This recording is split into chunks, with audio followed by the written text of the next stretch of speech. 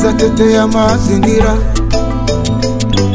sikiza tete ya mazingira. Bonjour mesdames et messieurs, bienvenue à l'écoute de TTA Mazingira, une série de podcasts sur la gouvernance des ressources naturelles. Je suis Daniel Makassi à la présentation.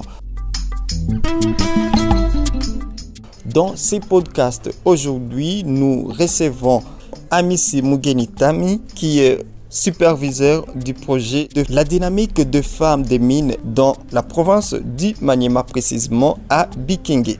Bonjour, monsieur Amissi. Oui, bonjour, monsieur Daniel Makassi. Et les salutations à tous nos auditeurs et auditrices. Je réponds au nom de monsieur Amissi Mugeni.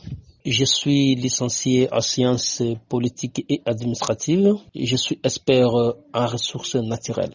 La dynamique de femmes des mines est en train de réaliser le projet promotion de la mise en œuvre du devoir de diligence en territoire de Kasongo en province du Maniema, et cela sous le financement des Global Communities dans son projet Zahabou Safi financé par USAID.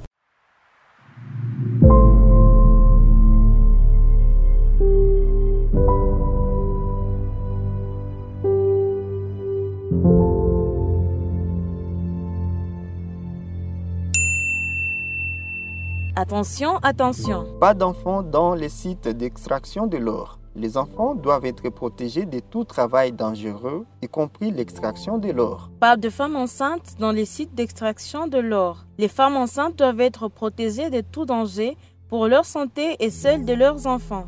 Pas d'utilisation de produits chimiques dangereux dans l'extraction de l'or.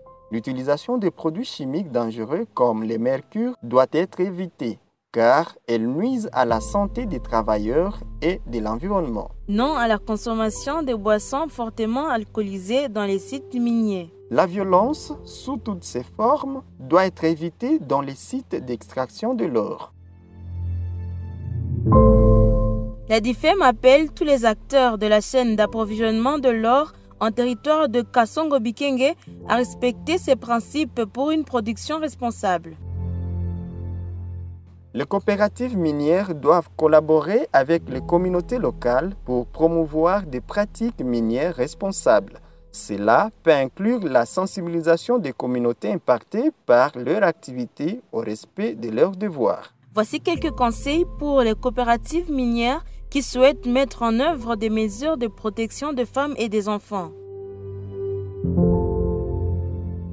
Commencez par une évaluation des risques.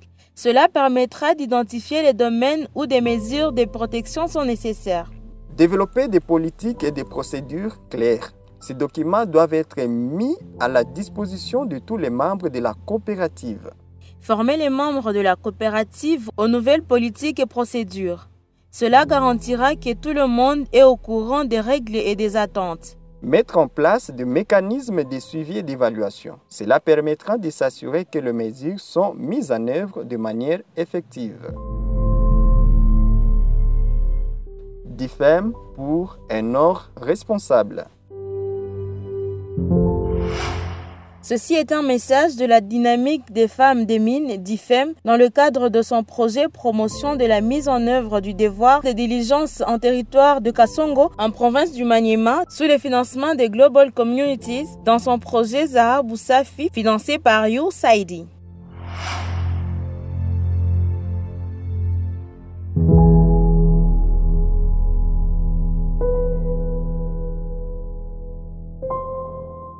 Au niveau de votre projet, dites-nous pourquoi avoir ciblé les coopératives minières de la filière de l'or. Nous avons choisi de travailler sur les filières de l'or. On avait trouvé beaucoup de problèmes par rapport aux 3T.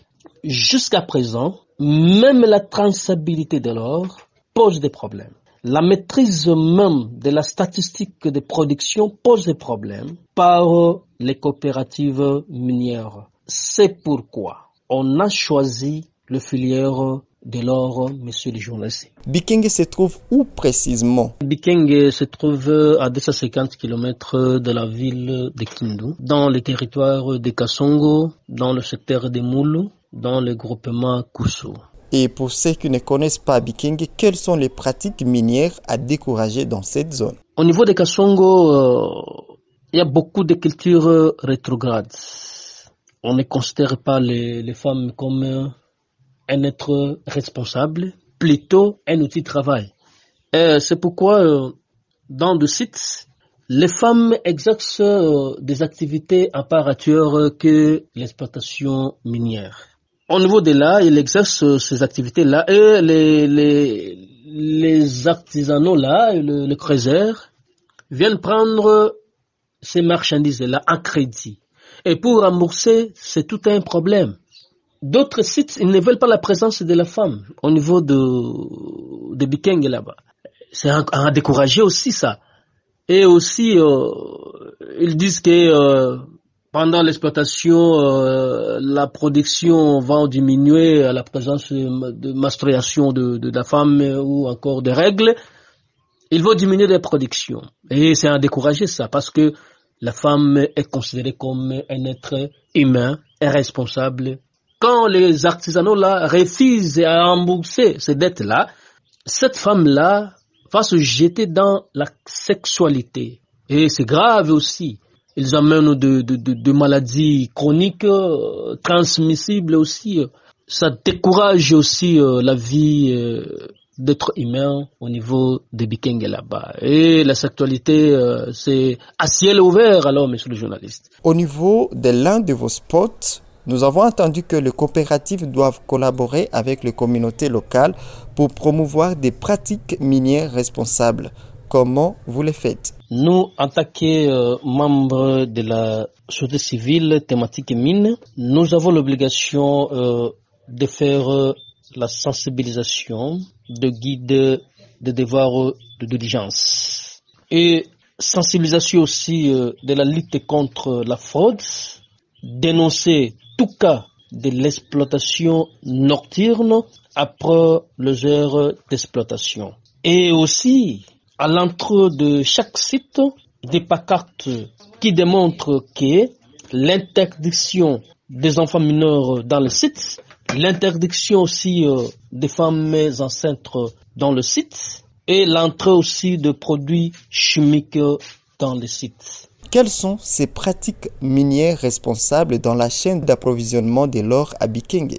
D'abord, le respect des processus de la traçabilité.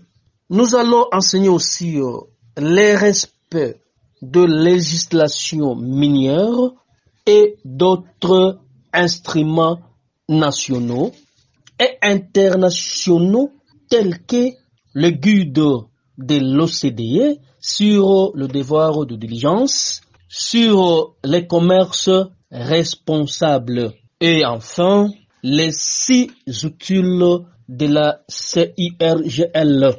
Au niveau de diligence, on peut retenir les 5 étapes de guide de l'OCDE sur le devoir de diligence, sur les commerces responsables. Parce que au niveau de guide de l'OCDE, il faut commencer par les lieux d'extraction jusqu'aux consommateurs finaux. Il y a 5 étapes de guide de l'OCDE. 1. Mise en place de systèmes de contrôle. 2. Identification des risques. 3. Atténuation des risques. 4. L'acceptation de l'audit indépendant. Et enfin, 5. Publication des rapports. Comment entrevoyez-vous l'avenir si des pratiques minières responsables ne sont pas respectées? D'abord, la mise en œuvre, étant donné que le guide de l'OCDE est un principe de la continuité, c'est-à-dire, nous comme de la société civile, nous devons continuer avec la sensibilisation et les vulgarisations des instruments juridiques liés au secteur minier, à tous les acteurs clés intervenant dans le secteur minier. Ils doivent respecter ces instruments-là. Au cas contraire, les sanctions.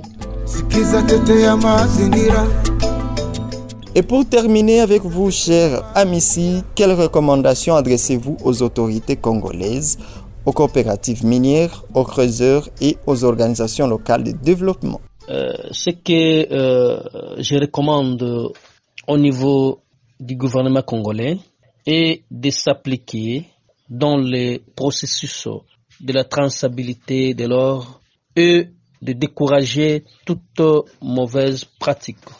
Aux coopératives, de s'approprier de toute initiative liée au processus de la traçabilité ou l'exploitation minière de l'or.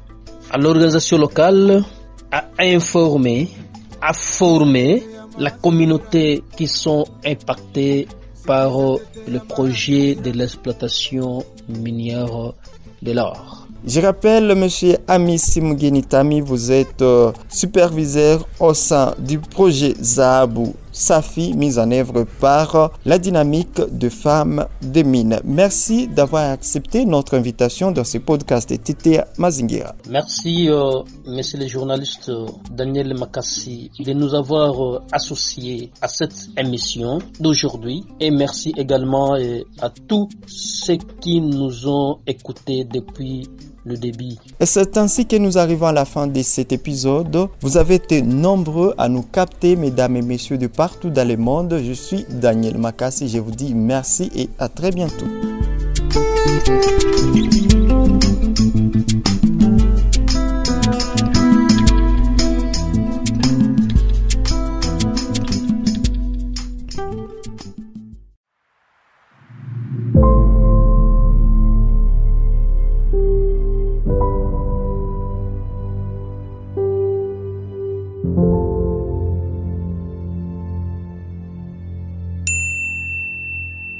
Attention, attention. Pas d'enfants dans les sites d'extraction de l'or. Les enfants doivent être protégés de tout travail dangereux, y compris l'extraction de l'or. Pas de femmes enceintes dans les sites d'extraction de l'or. Les femmes enceintes doivent être protégées de tout danger pour leur santé et celle de leurs enfants. Pas d'utilisation de produits chimiques dangereux dans l'extraction de l'or.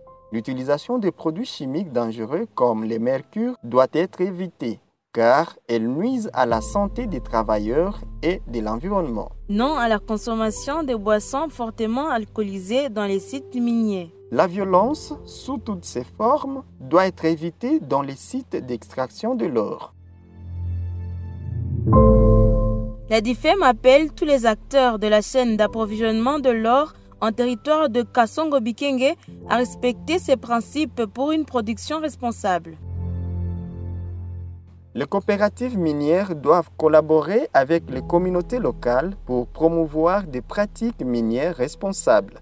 Cela peut inclure la sensibilisation des communautés impactées par leur activité au respect de leurs devoirs. Voici quelques conseils pour les coopératives minières qui souhaitent mettre en œuvre des mesures de protection des femmes et des enfants.